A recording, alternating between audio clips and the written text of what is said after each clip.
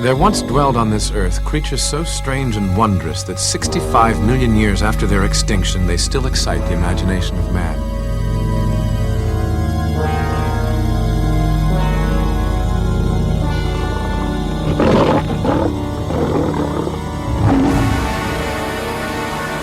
They were fierce and carnivorous monsters, and at the same time, they were gentle giants. They came, surprisingly, in all shapes and sizes, and lived in a world not unlike our own, among birds and frogs, crocodiles and insects.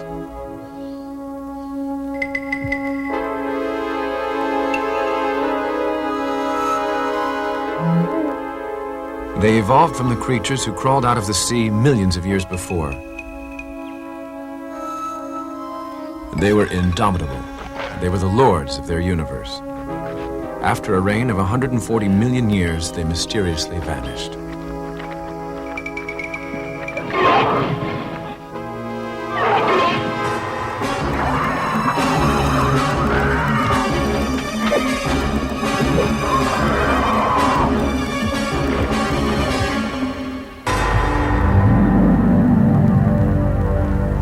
They left behind them a record locked in the earth, fossilized secrets that only hint at the majesty of their reign.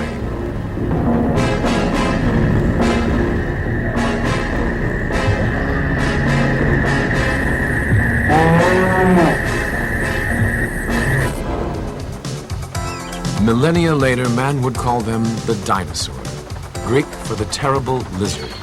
Terrible because we initially perceived them as giant monsters. But as we learned more about them, our attitudes changed.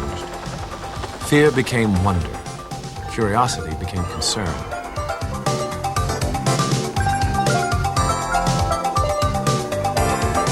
Could their destiny become ours? Could their fate preview our own?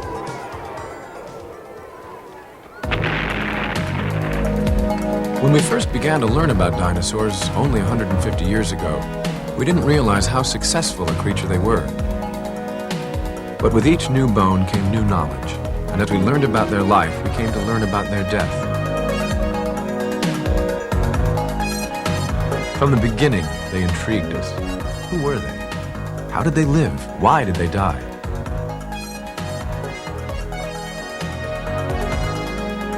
Modern science and technology are now being utilized to solve the mystery of the dinosaur. It's the ultimate detective story. As scientists unearth more clues about their fate, they may also find an answer to the question, if dinosaurs can perish, what about man? Dinosaur. It's a magical word to some. To others, it has a negative meaning, something too big and too old to last. However, it has a special place in our imagination and in our movies.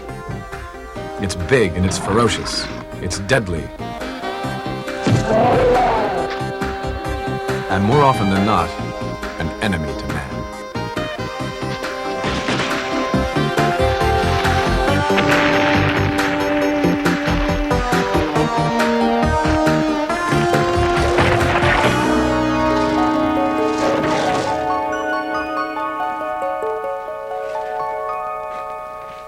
What do you call this thing? Why, something from the dinosaur family. Dinosaur, eh? Yes, Jack.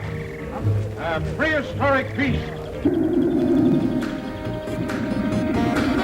The movies abuse the dinosaurs, not only by what they do to them on screen, but with the myth they originate about them. Man did not live at the time of the dinosaurs. Dinosaurs, however, are part of our lives today. We see them in movies and on television. Our kids play with them. The toys are stuffed or mechanical. A giant one soars above us as a balloon in New York's Thanksgiving Day Parade, which begins every year right outside this building. And every year, almost 1 million people come into the building, the American Museum of Natural History, to look up and to wonder at this and other magnificent animals. I can remember the first time I saw this giant collection of bones. I came here with my family when I was about 5, and I can remember bringing them to life in my imagination. Join us now for this first time ever look at a world authentically recreated especially for this program. The world of the dinosaur.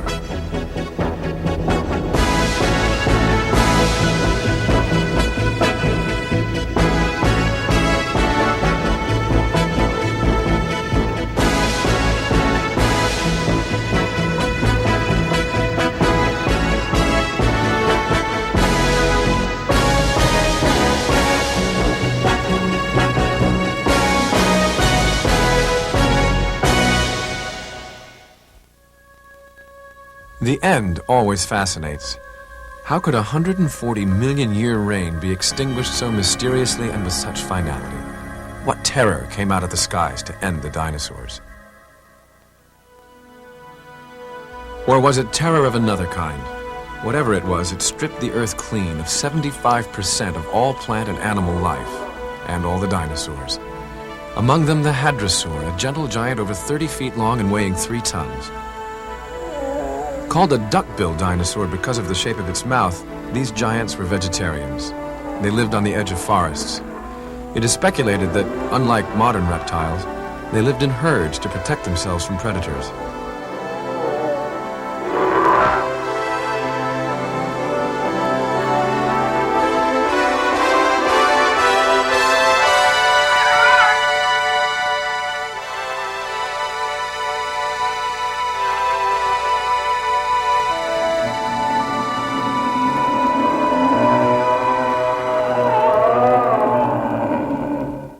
Hadrosaurus, Brontosaurus, Tyrannosaurus rex. The names themselves are exciting. Pterodactyls, Stegosaurus, Monoclonius. They're just fun to say. The words themselves become pictures.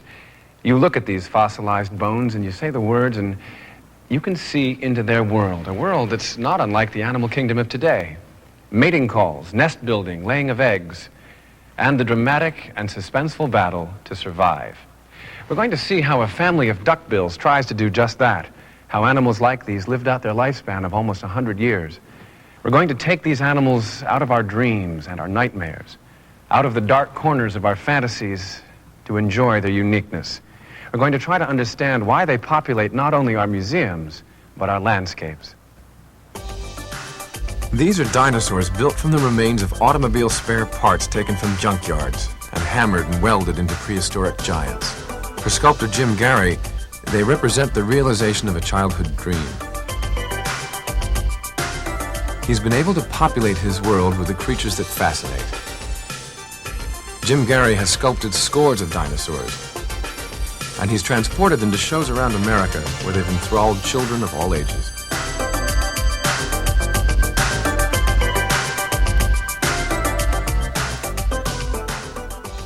I've always liked dinosaurs, and I always wanted one for a pet, so now I have my own. So I had to create my own because nobody else could find one for me.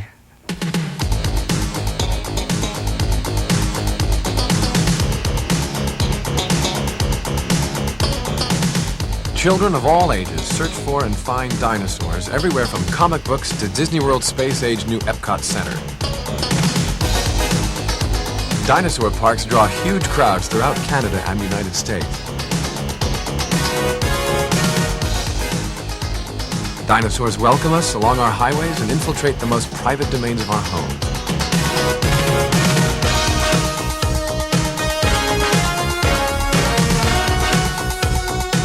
And they find their way not only onto our plates, but into our winter carnivals and our summer festivals.